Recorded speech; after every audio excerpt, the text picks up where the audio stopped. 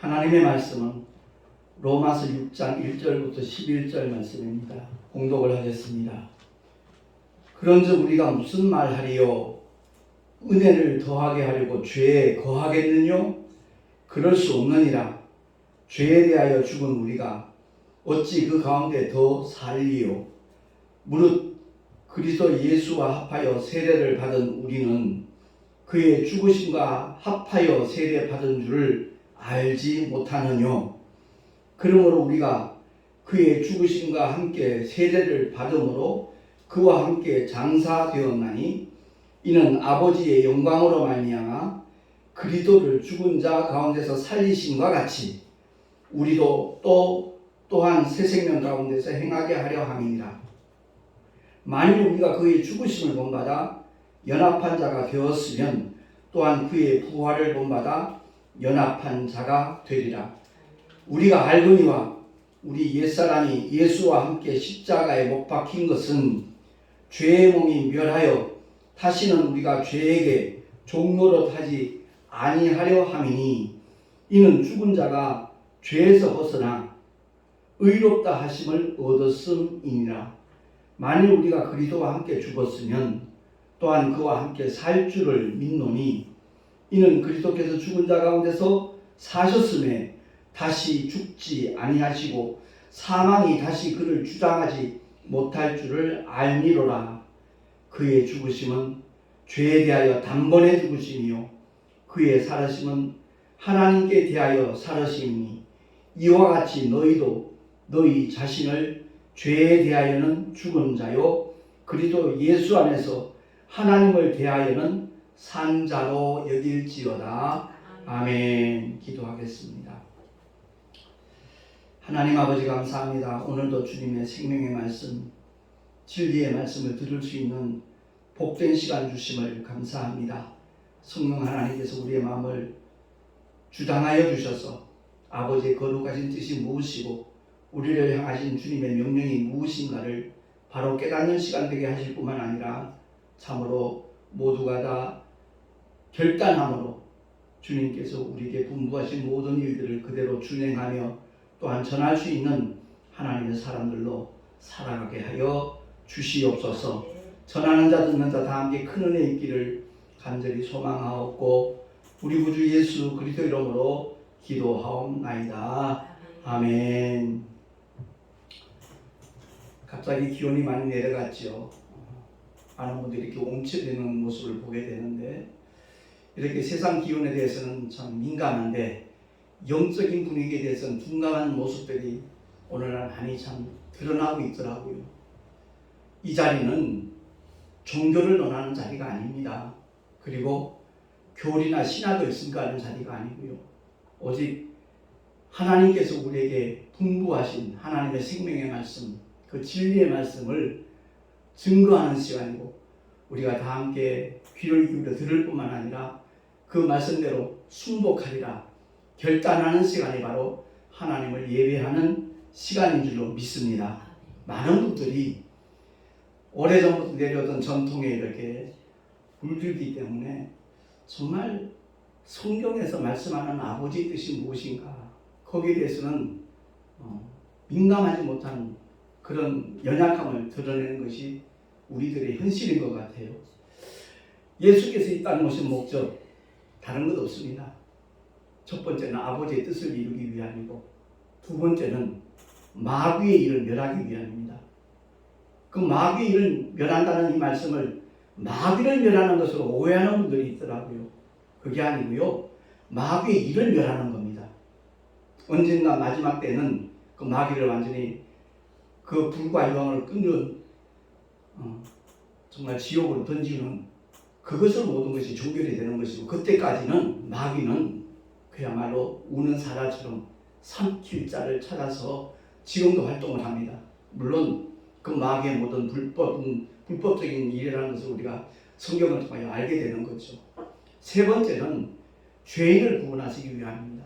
그래서 오늘 칠판에 써놨으니까 우리 한번 성경을 한번 찾아보도록 그렇게 하겠습니다. 마태복음 요한복음 6장 38절 40절 말씀 합독을 하겠습니다. 요한복음 6장 38절에서 40절 말씀. 제가 38절, 39절 읽을 테니까 40절은 합독을 하겠습니다. 요한복음 6장입니다. 내가 하늘로서 내려온 것은 내 뜻을 행하려 함이 아니요 나를 보내신 이의 뜻을 행하려 함이니라. 나를 보내신 이의 뜻은 내게 주신 자 중에 내가 하나도 잃어버리지 아니하고 마지막 날에 다시 살리는 이것이니라. 내 아버지의 뜻은 아들을 보고 믿는 자마다 영생을 얻는 이것이니 마지막 날에 내가 이를 다시 살리리라 하시니라. 아멘. 하나님의 독생자가 이 땅에 오신 것은 아버지의 뜻을 이루기 위함이라고 분명하게 밝혀 주셨습니다. 또한 요한 1서를 통해서 3장 8절입니다. 주님이 이 땅에 오신 목적이 무엇인가 분명하게 알려주고 있거든요. 요한 1서 3장 8절입니다. 합독을 하겠습니다. 시작.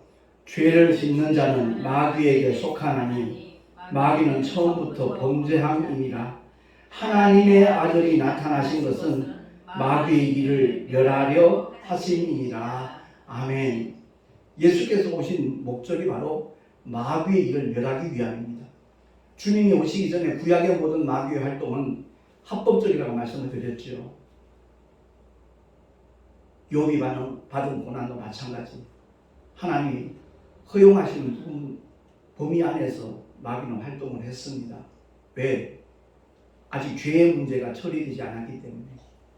첫사람 아담이 범죄한 그 불순종의 죄가 모든 인류에게 유전이 되거든요. 그래서 베드로도 그것을 알려주잖아요. 너희 조상의 유전하는 악용된 행실. 그 선악과나 따먹은 게 뭐 그렇게 대단하냐? 이렇게 말하는 사람이 있더라고요. 아니요. 그 선악과는 수많은 과일 중에 하나가 아닙니다. 영적 존재인 아담에게 주신 하나님의 계명입니다. 그런데 저 사람 아담은 그 계명을 실패했거든요. 지키지 못하고. 하나님의 말씀을 드려야 되는데 아내의 말을 들었거든요. 둘째 아담, 독생자가 이 땅에 오신 목적은 아버지로부터 받은 계명이 있어요. 나는 스스로 목숨을 버릴 권세도 있고 다시 얻을 권세도 있으니 이 계명은 아버지께 받았다라고 요한복음에 말씀하고 있거든요. 그렇습니다. 주님이 죽기까지 복종하신 그 까닭은 아담의 실패를 회복시키기 위해서.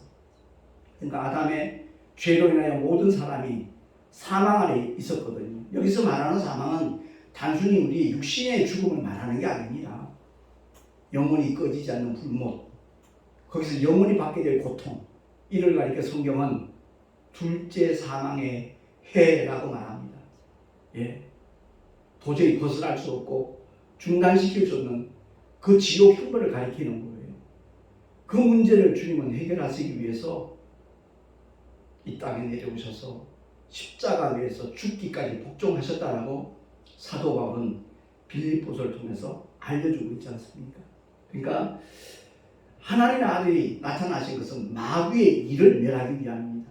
예수께서 십자가에 못 박혀 피 흘려 죽으심으로 말미암아 부활하심으로 말미암아 더 이상 마귀는 불법이에요. 합법적인 게 없어요. 그래서 이 진리를 아는 사람들은 야고보서에 말씀하는 것처럼 마귀를 대적하라 라고 주님은 말씀합니다. 우리가 마귀를 대적하면 마귀는 피할 수밖에 없는 존재예요. 그러니까 오늘날도 마귀가 역사하는 것을 보면 전부 관념으로 역사하거든요. 생각을 줘요. 불안한 생각을 던져주고 두려운 마음을 가져다주고, 예? 불신하게 생각을 가져다주고 의심을 가져다주고 항상 관념으로만 역사합니다. 왜? 마귀도 천사였기 때문에 우리 인간의 몸속에 절대 들어올 수 없는 존재입니다. 예. 천사가 우리 몸속에 못 들어온다는 거 사도행전 통해서 보여줬잖아요. 베드로가 감옥에 갇혀 있는데 두 천사가 나타났어요. 만약 사람 몸속에 들어져 있으면 베드로 몸 안에 쏙 들어갔다가 그 감옥에서 나와서 쏙 빠져나가면 될 거예요. 들을 수 없어요. 곤히 잠자고 있는 베드로를 깨우잖아요. 옆구리를 이렇게 찔러서. 그렇습니다. 마귀는 언제 어디서든지 우리를 넘어뜨리기 위해 공략을 하는데 생각을 통해서, 관념을 통해서 역사하는 존재라는 것을 알고 우리에게 주어진 하나님의 자녀된 권세로 그 마귀의 모든 괴계를 물리치고 타파하고 승리하는 저와 여러분 되시기를 예수 이름으로 축원합니다. 분명히 하나님께서 말씀하신 것을 그대로 믿고 따르는 사람이 복 있는 사람이에요.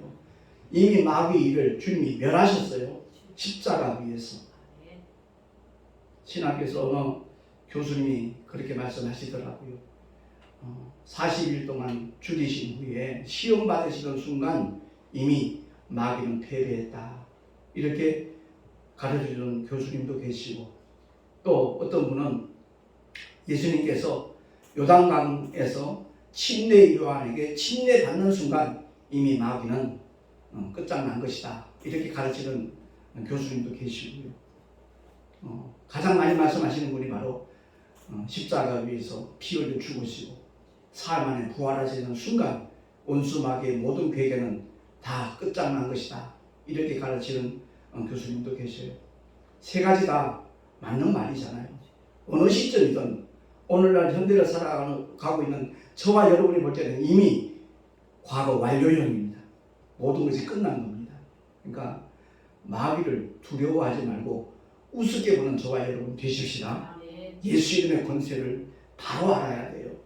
그 예수 이름의 권세를 모르니까 마귀를 정말 두려워하는 그런 성도들도 있는 것이고, 마귀의 괴계를 모르니까 불안한 생각 던져주면 그것 때문에 늘 불안해하고, 염려하는 생각 던져주면 그것 때문에 늘 염려하고 있고, 두려워하는 마음 던져주면 그거 용납해가지고 그대로 두려워하는 정말 잘못된 모습으로 드러나는 경우가 얼마나 많은지 모릅니다. 세 번째는 디모데전서 1장 15절입니다. 예수님이 이 땅에 오신 목적이 무엇인가?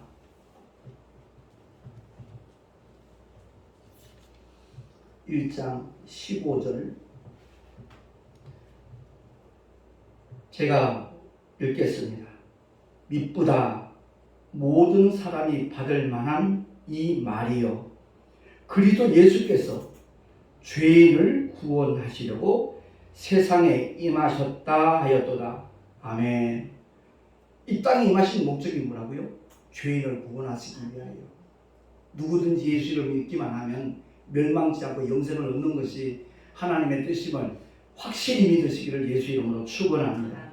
그래서 오늘 본문의 말씀을 통해서 저와 여러분이 꼭 기억해야 될 것은 정말 이 침례의 의미를 알았으면 좋겠어요. 서두에 제가 말씀드렸듯이 이 자리는 교리나 신학을 말하는 시간이 아니거든요.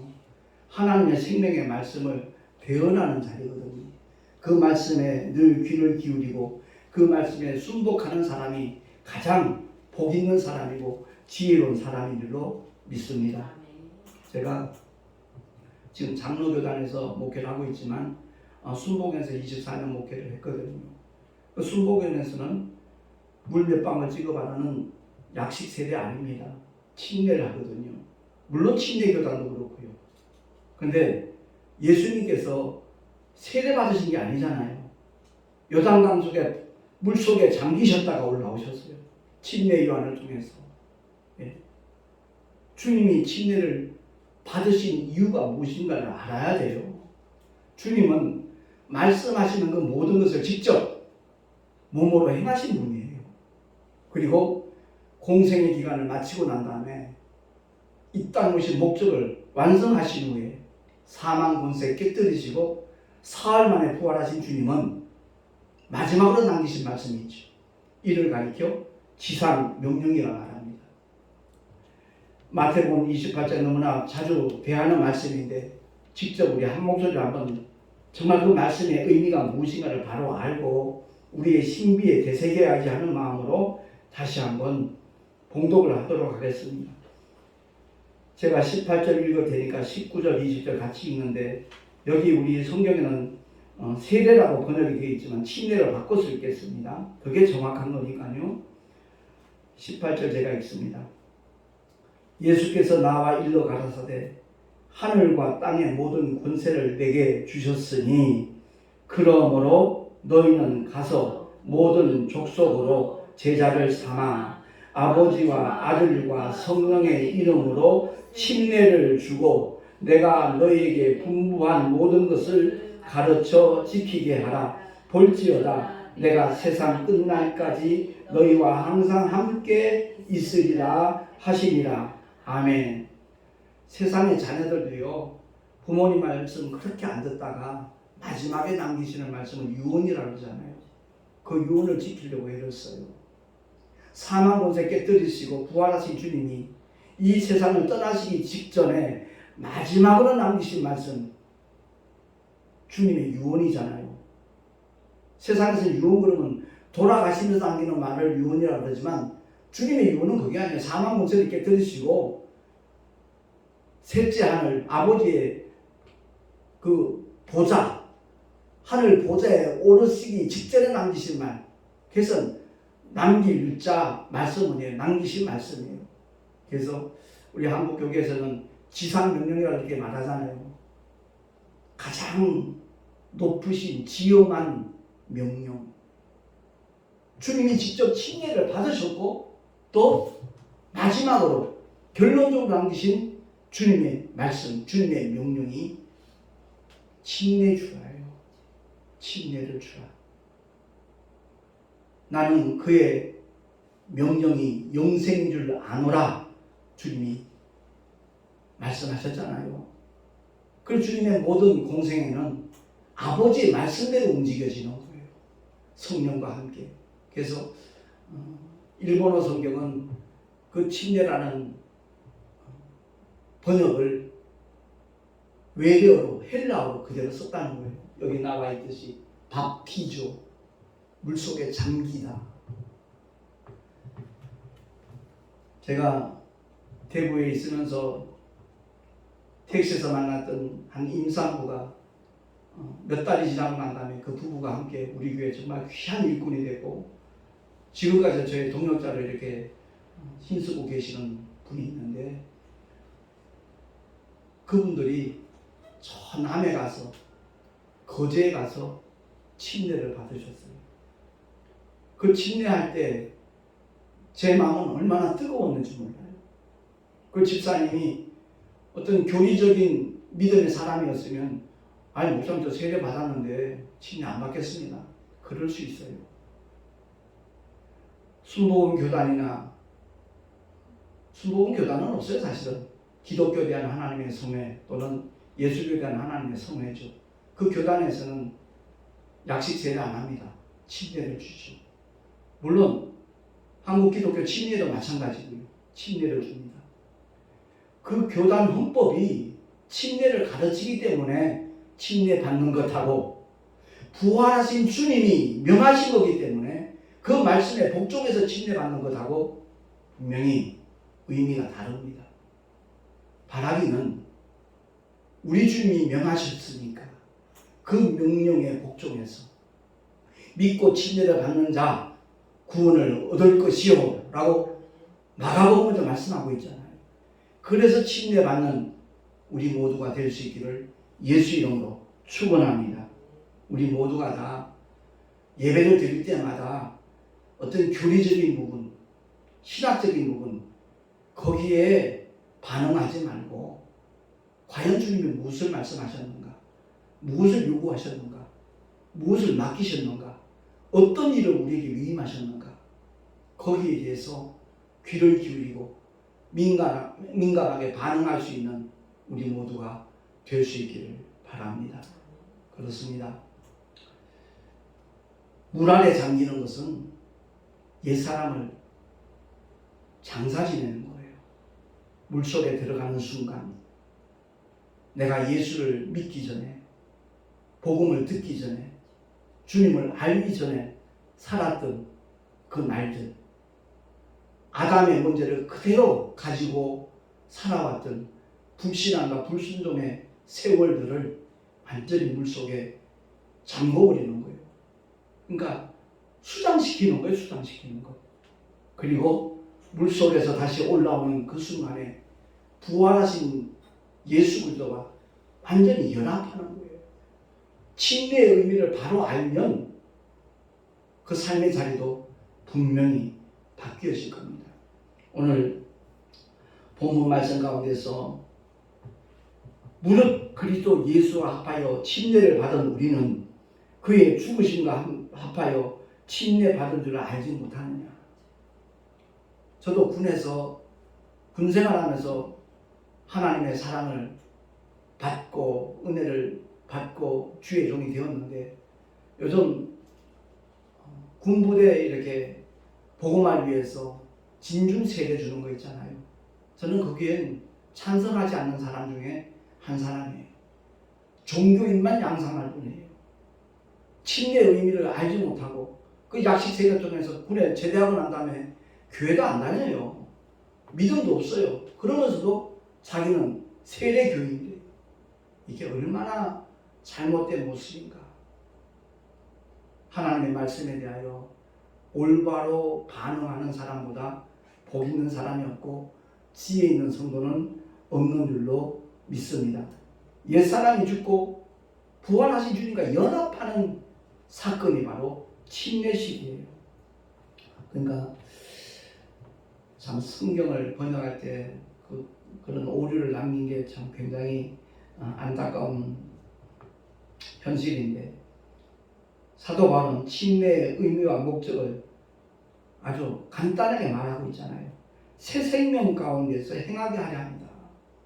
그러니까 침례 받은 다음에는 분명히 삶의 방향도 목적도 자리도 달라져야 그게 정상이에요. 그런데 오늘날 이 교리적인 믿음, 어떤 이론적인 믿음, 성령의 역사와는 전혀 상관없는 그런 종교인들이 교회 안에서 양산이 되다 보니까 하나님의 영광도 가리고 그 결과 교회를 떠나는, 상처받고 시험 들고 실족하고 떠나는 그런 경험들이 너무나 많이 발생한 현실이지요. 지금이라도 하나님의 말씀에 대하여 우리가 올바로 깨닫고 올바로 정말 공감을 하면서 그 말씀대로 믿음의 길을 걸어가야지 하는 결단을 한다면 분명히 성령께서 도우시고 인도하시고 그 삶을 반드시 책임져 주실 줄로 믿습니다.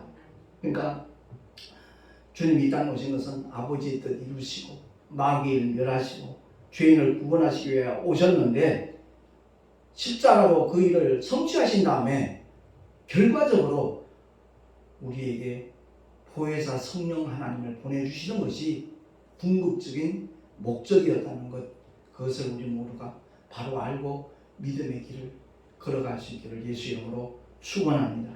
제가 감리교에서 은혜를 받았어요. 신술 감리교에서. 제가 너무 지금도 감사하게 생각하는 것은 1년 반 동안은 정말 고생했습니다. OP에서 밖에서 두개가지고 하나는 국, 하나는 밥, 그걸 들고 산 아래까지 내려와서 박스가에 있는 고천들에게 이제 식사를 제공하는 그 일을 한 4개월 정도 했었어요. 너무나 고생했어요. 그러다가 이제 돌아가신 우리 외삼촌이 바로 3사단 사단장하고 친구라는 사실을 알고 난 다음에 특혜죠. 갑자기 이제 PX 관리병이 된 거예요. 그래가지고 1년 반 동안은 너무나 편하게 군생활을 했습니다. 그것이 하나님의 참 어떤 섭리였다는 것을 뒤늦게 깨달았지만, 그래서 일전에도 그 얘기를 한 적이 있지만, 사병들이 일과 시간 시작하는 9시부터 점심시간 12시까지는 PX 출입을 못합니다. 12시에서 1시 사이만 잠시 출입을 하고 또 일과 끝나는 6시까지는 아무도 출입을 못해요. 제가 처음 은혜 받은 상태다 보니까 하나님의 말씀이 얼마나 달콤한지 몰라요. 그러니까 하루 종일 성경을 보는 거예요. 그냥 건성으로 보는 게 아니라 눈물을 뚝뚝뚝뚝 흘리면서 아멘 아멘 하면서. 그러니까 1년 반 동안 신약성경 하루에 한 번도 1독도 더 할 수 있어요. 얼마나 하나님의 말씀을 읽고 또 읽고 읽고 또 읽고 반복하도록 하나님 은혜를 주셨는지 그것이 지금 돌이켜보면 하루에 10시간, 12시간 택시 운전하고 난 다음에 몸이 파김치가 되니까 설교 준비할 그럴 여력이 솔직히 없어요. 그런데 운전을 하면서도 끊임없이 하나님의 말씀이 되새김질지도록 성령님이 역사하시니까 딱 내 신년에 딱 부딪히던 성경 구절, 그게 바로 다음 주일 설교예요. 본문이에요. 그 말씀 붙잡고 기도하는 가운데 주님이 증거하도록 역사를 하시거든요. 물론 이번에 목회자 사무신문에 내가 고백을 했듯이 33년 전에 갈보리 성교교회 그 강문호 목사님 목회자 세미나에 참석을 했다가 그분이 하신 말씀을 제가 충격을 사실 받았거든요. 의붓자식이 아니면 자기 아버지를 소개하는데 이렇게 종이에 써가지고 우리 아버지 성함은 뭐고 연세는 어떻게 되고 하시는 일은 뭐고요, 어떤 음식 좋아하고요, 이런 걸 갖다가 써갖고 이거 됐다면 그 아들은 분명히 친자식 아니거나 친자식이라 할지라도 아버지하고 사이가 너무너무 안 좋은, 연락도 별로 하지 않는 그런 자식일 것이다. 그 얘기를 하시면서 주의 종들이 얼마나 주님을 모르면 써갖고 읽어대냐. 제가 이 말씀하는 거 오해하면 안 돼요.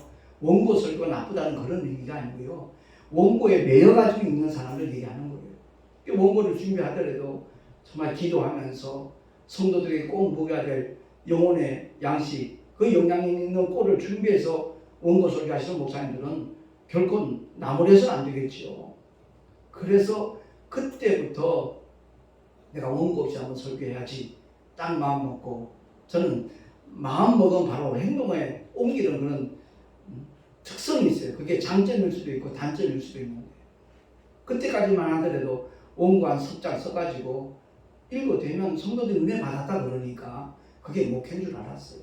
근데 그 목회자 세미나 참석하고 난 다음에 바로 원고를 준비 안 한 거예요. 다른 데보다 한 30분 전에 올라가서 기도를 준비했으면 그날은 믿을 구석이 없으니까 간간히 1시간 전에 올라온 거예요. 주님 원고 없어요. 뭘 전할지 몰라요. 주님 책임져 주세요. 정말 간절하게 기도를 했어요. 근데 간간히 딱 말씀을 전하고 섰는데 그렇게 마음이 편안할 수가 없어요. 예배를 마치고 난 다음에 성도들과 인사를 하는데 인사하는 느낌이 다른 거예요. 전도사님 정말 은혜 받았습니다. 너무너무 감사합니다. 그러는 거예요. 아, 바로 이거구나. 그래, 하나님의 생명의 말씀을 내가 전하는 것이 아니라 성령 하나님께서 역사하셔야 되는구나. 그때부터 벌써 33년 동안 원고 없이 하니까 원고 없어도 두려울 게 없는 거죠. 왜? 주님이 증거하신다는 것을 계속 경험을 하고 있으니까. 그렇습니다. 제가 듣고 싶은 말은 다른 것 없어요. 우리 종교인들도 가지 말고요, 하나님의 말씀에 대한 올바른 깨달음을 가지고 올바른 결단을 하고 주님이 인도하시기를 누구보다도 사모하면서 정말 하나님의 역사하심은 내 삶의 자리에서 경험하는 것으로 끝나는 것이 아니라 모든 사람들에게 전할 수 있는 그러한 하나님의 사랑으로 살아갈 수 있는 우리 모두가 될 수 있기를 예수 이름으로 축원합니다. 그래서 사도 바울이 침례의 의미와 목적을 새 생명 가운데서 행하는 것이라는 것을 강조한 이유가 있어요. 침례 받는 순간 우리 물속에 들어갔다 나오지만 이 몸이 죽은 게 아니잖아요. 육신은 그대로 살아있잖아요. 육신이 있는 한 육신의 본능, 육신의 소욕은 없어지는 게 아니거든요. 그렇기 때문에 사도 바울이 그것을 강조하는 겁니다. 주보에 나와 있듯이 여기는 신앙, 오늘 본문에 나와 있는 말씀 그대로입니다. 정말 죄에 대하여는 죽은 자로 여겨야 되고 하나님께 대하여는 산 자로 여기는 그러한 믿음을 가질 때 성령께서 역사하신다는 거죠. 그렇습니다. 11절 말씀, 10절 11절 한 번 더 합독을 하겠습니다. 로마서 6장입니다. 시작. 그의 죽으심은 죄에 대하여 단번에 죽으심이요 그의 살으심은 하나님께 대하여 살으심이니 이와 같이 너희도 너희 자신을 죄에 대하여는 죽은 자요 그리스도 예수 안에서 하나님을 대하여는 산자로 여길지어다. 아멘. 이 여기는 신앙을 갖다가 어떤 생활 습관으로 강조하면 안 되는 겁니다. 내가 애써서 노력해서가 아니라 내 영 속에 와 계신 성령 하나님께 온전히 맡기면 되는 거예요. 성령 하나님이 이끄시는 대로 순종하기만 하면 하나님의 영광은 늘 함께 하는 줄로 믿습니다. 그래서 사도 바울이 가장 강조하는 것이 성령을 쫓아 행하라 를 강조하잖아요. 성령 충만에 대해서 지난번에도 말씀을 언급했지만 성령이 10%, 20%, 30%, 50% 임하는 게 아니에요. 성령은 하나님이셔요. 그 하나님의 영이 100% 내게 임하시는 거예요. 근데 그 성령 하나님에 대하여 내가 얼마만큼 반응하느냐, 50% 반응하면 그 사람은 성령 충만한 삶을 사는 게 아니라는 거죠. 근데 주님이 감동 주시는 대로 그대로 순종하고 복종하면 전혀 지금까지 경험해보지도 없는 그런 하나님의 영광이, 하나님의 능력이, 하나님의 역사가 우리의 삶의 자리에 나타난다는 겁니다. 아무쪼록 더 이상 교회 안에서 종교인을 양산하는 이 불행한 일은 사라져야 돼요. 그리고 하나님의 말씀에 대하여 올바른 깨달음과 함께 주님이 이끄시는 대로 순종하는 그런 믿음의 사람들이 늘어나면 늘어날수록, 많아지면 많아질수록 그 생명력의 파급 효과는 더욱더 강하게 넓게 일어나게 될 줄로 믿습니다. 솔직히 옛사람 죽었다 그래놓고 그 옛사람의 꿈틀거리는 희한한 잘못된 기적들이 우리의 삶의 자리에서 늘 일어나고 있잖아요. 우리의 연약함이 그대로 100% 다 표출되는 그런 분들. 저도 참 연약함이 많은 사람인데 그런 것들이 툭툭 이렇게 튀어오를 때마다 너무너무 하나님께 죄송하고 부끄럽고 다시 한번 나를 쳐서 주 앞에 복종시키는 그런 모습이 이렇게 생겨나는 것을 경험하는데, 아무쪼록 성령은 하나님이셔요. 우리 안에 100%가 계셔요. 그 하나님께 얼마만큼 순종하느냐, 그것은 우리 각자의 몫이거든요. 아무쪼록 우리 모두가 다 죄에 대하여는 죽은 자요, 하나님께 대하여는 산자로 여기는데, 내 어떤 의지가 아니라 성령의 역사하심을 따라서 성령의 감동 감화를 통해서 그런 것들이 온전히 경험되어지고 성취되어지는 우리 모두가 될 수 있기를 예수 이름으로 축원합니다. 기도하겠습니다. 하나님 아버지, 은혜를 감사합니다. 오늘 주신 하나님의 말씀 바로 알게 하시고 침례의 의미가 무엇인가 분명히 깨닫고, 정말 옛사람이 예수 그리스도와 함께 십자가에 못 박혔고 물속에 잠기는 순간 수장된 것이고, 물 위로 올라올 때 부활하신 주님과 연합하는 것이 바로 침례라는 것을 알았사오매, 우리 모두가 하나님의 영광을 위하여 주께서 우리에게 맡겨주신 사명을 온전히 감당하는 하나님의 사람들로 살아가게 하여 주시옵소서. 우리 구주 예수 그리스도 이름으로 감사하며 기도하옵나이다. 아멘. 교회 소식 주보를 참고하시기 바랍니다. 내일 우리 교단에 새로 선출된 임원회가 우리 교회에서 있습니다. 내일 11시에 있는데 위에서 기도해 주시면 고맙겠습니다. 앞으로 1년 동안 총회가 나갈 방향들 일정에 맞춰서 진행해야 될 그런 하나님의 사역들을 같이 의논하고 기도하는 시간이니까 위에서 기도해 주시면 감사하겠습니다. 그리고 내일 모레는 우리 동서노회 정기노회가 충남 청양에 있는 세된 기도원에서 개최를 합니다. 거리가 워낙 멀다 보니까 새벽까지 이렇게 서둘러서 출발을 해야 될 것 같아요. 그날은 이제 개회 예배 그리고 회의 식사 후에 또 개회를 드리면서 동시에 또 성찬 예배도 있고요. 그리고 또 폐회 예배 드리고 이러다 보면 시간이 많이 소요가 됩니다. 또 비 온다는 예보가 있는데 아무튼 하나님 은혜 가운데 잘 은혜롭게 잘 마칠 수 있도록 기도해 주시면 고맙겠습니다. 동영상 보시고 나면 좋아요 눌러주신 분들에게 다시 한번 감사를 드립니다. 드린 예물 위해서 잠시 기도하고 축도로 예배를 마치겠습니다. 거룩하신 하나님 아버지 감사합니다. 허물과 죄로 죽었던 우리를 살리시려고 이 땅에 오셨고 아버지의 뜻을 이루시며 마귀의 일을 멸하시며 또한 죄인을 구원하신 주님의 놀라운 사랑 은혜 뜨겁게 감사하며 귀한 예물 드린 손길들이 있습니다. 11조와 드린 헌물들을 주님 기쁘시게 흠양하여 주시고 아버지의 영광을 위하여 복음 전파를 위하여 아름답게 사용되도록 역사하여 주시옵소서.